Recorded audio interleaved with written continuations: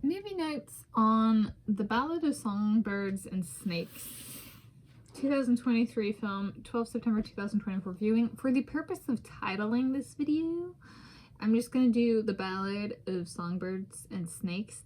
In the video description, I'll put the full name. The full name is The Hunger Games, The Ballad of Songbirds and Snakes, but there is a character limit on titles on YouTube.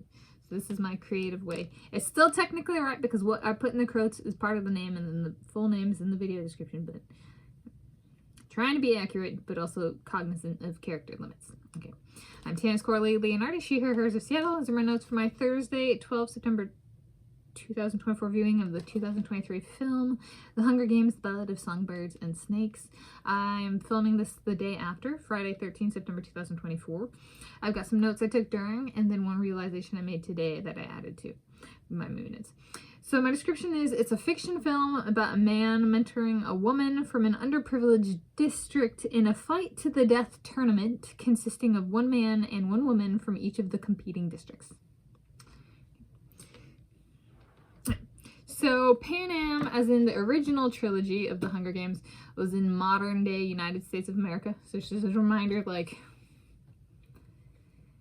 somewhere between past United States of America, present, and or future United States of America is like the setting. The Hunger Games is like a fight to the death tournament held each year in this fictitious country of Pan Am. And the arena for this particular Hunger Games, it changes with each edition of the games, was a school the mentors were attending. Last time I worked in academia was in 2019, before the book was published and before the movie was published. What? So in 2023, so I guess the year this came out, I checked the 2020 book out that this film was based on. Did not read. I stand by that decision. So this is based on a book that was published in 2020. The movie came out in 2023. And I checked out the book and I like flipped it open and I looked at one page and it was such over the top, like, you know, hysteria meets giddy meets female fantasy kind of writing about like just slam men however you want. And I was just like, you know what? I'm not going to read this book. So I returned it without reading the book. And I stand by that decision after watching this movie. Yeah. So how predictable a plot line is this movie's? Per academia culture. So it's kind of an interesting thing. It's like, well, if one's worked in academia, so the last time I did was in 2019, and that was before the book was published and before the movie was published. From an academia perspective, so per academia culture I experienced in California, 2015 to 2019, this plot line is very predictable. However, I do not know if that was true everywhere at that time. Like, if what I experienced was representative of, like, the entire United States of America. I have no idea. So, possibly for everybody, and maybe we were behind or maybe we were ahead, I don't know. But per the culture I experienced, this was like, there was zero shock and awe when I watched this. I was just kind of like, whoa. Academia prepared me to be zero enticed on a movie. Like, I might actually legitimately give this like a 0 out of 5.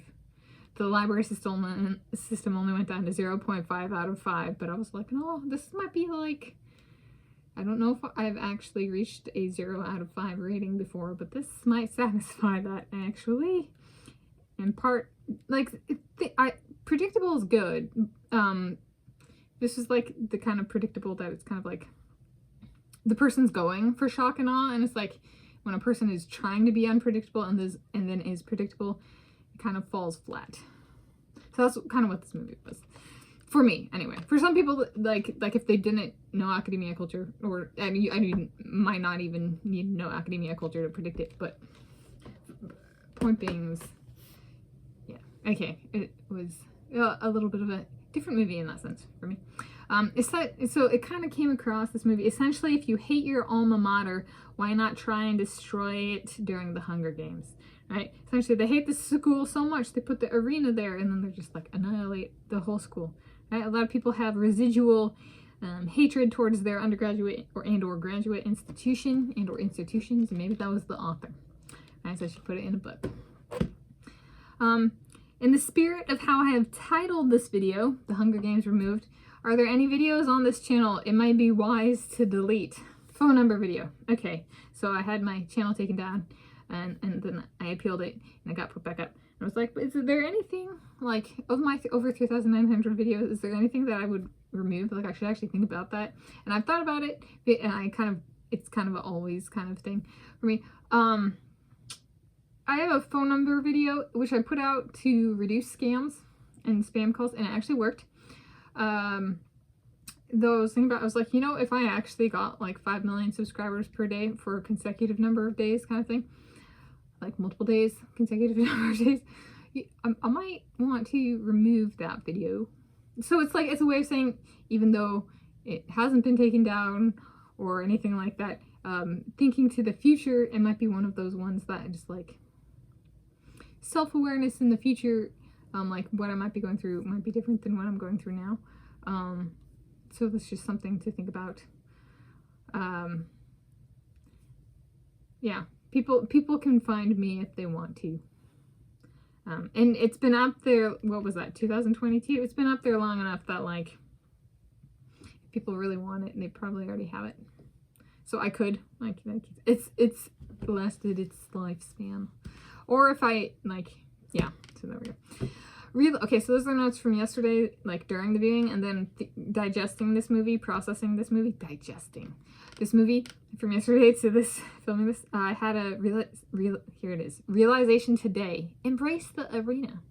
So on Friday, 13th September 2024, today, this morning, I saw a man that looked like Kyle Chalmers when I was out on my walk run, and I realized, you know, if Josh comes and moves me today, we might be able to see Kyle in person at the 2024 World Championships in Hungary. Right? So, whoa. All right, like, I'm living here at this moment, but if Josh comes today, right, those championships are still, like, about 2 months away. We could be going there. We could be seeing people, right? And so in that sense, right, seeing if we can meet the person in person, like go see Kyle Chalmers in person. Like, could Josh and I talk to Kyle Chalmers? That's the arena. How do we get in-person time with the people we want to see? Also, what if we are at a competition and we see Yared Naguse? Does he see us? Does he know who I am? Am I famous? Does Josh like him? Do we talk to him? So, yeah, I'm just like, the arena, I guess, in terms of like, could be so wild in the future. And I just don't know how it's going to go with like in-person interactions at like sporting competitions with my Josh and or other soulmates I may have. So there we go. So my movie notes on the Ballad of Songbirds and Snakes 2023 film, 12 September 2024 viewing. Filming it the day after me, Tanis Coralee Leonhardi, she, her, hers of Seattle. Thank you for joining me.